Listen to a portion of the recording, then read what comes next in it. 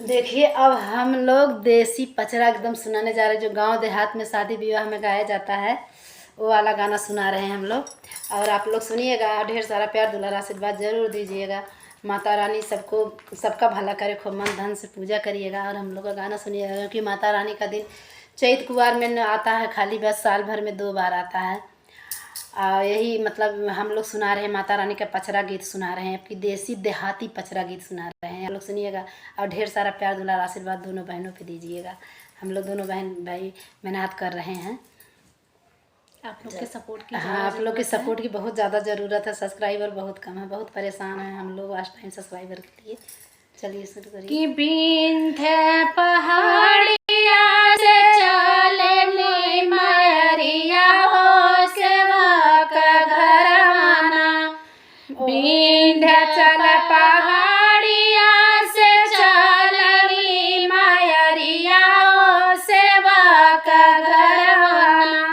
मैया ओढ़ले चुनरिया हो सेवा का घर माना।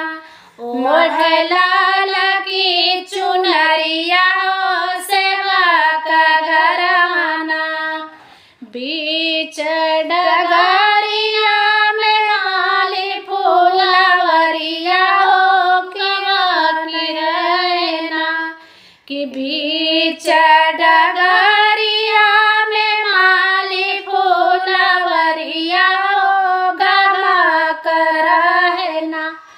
फूल बेलवा चमेलिया हो गमा कर रहना। फूल बेलिया चमेलिया हो गमा कर रहना। फूलवा गमा के मोही बेलवा चमेलिया हो गमा की गई ना। फूल के गमा के मोही बेलिया चमेलिया हो ठमा की गई ना। माई मालिन फूलवरिया हो ठमा की गई ना। माई मालिन फूलवरिया हो ठमा की गई ना। घूमत घूमत माई मालिन फूलवरिया हो डुबाई गई ना। घूमत घूमत माई मालिन फूलवरिया हो डुबाई गई ना। देख आड़हुल के डरिया हो डुबाई गई ना। देख आड़हुल के डरिया हो डुबाई गई ना। भीतर न बाड़ू की बाहर मलिनिया हो बताई दे तू ना। भीतर बाटू की बाहर मलिनिया हो बताई दे तू ना। दामयाड़ हुल के डरिया हो बताई दे तू ना। अपने फूलवा के दमवा हो बताई दे तू ना। कहवा से आऊ तिरिया कहवा के जाऊ हो के घर घर ना।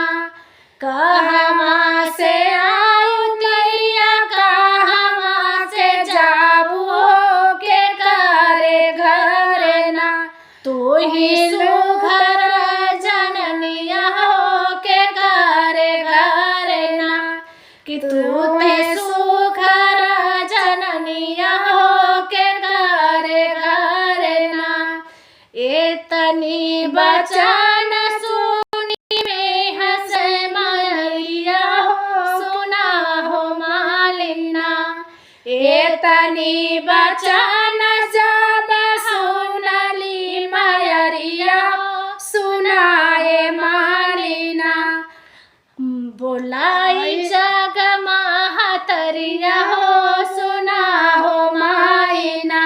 बोला जग महतरिया हो सुनाए मालिना। सुनत मलनिया ला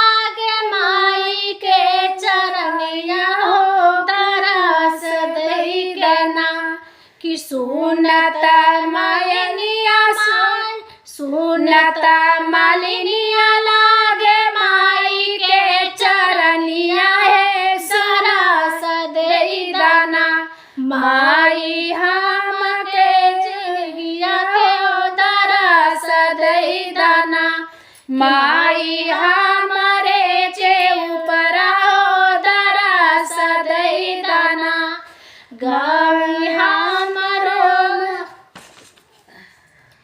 कि विंध्य पहाड़िया से चलली मयरिया हो सेवा का घरवाना विंध्य पहाड़िया से चलली मयरिया हो सेवा का घरवाना मरे लाल की चुनरिया हो सेवा का घरवाना ओढ़े लाल की चुनरिया हो सेवा का घरवाना।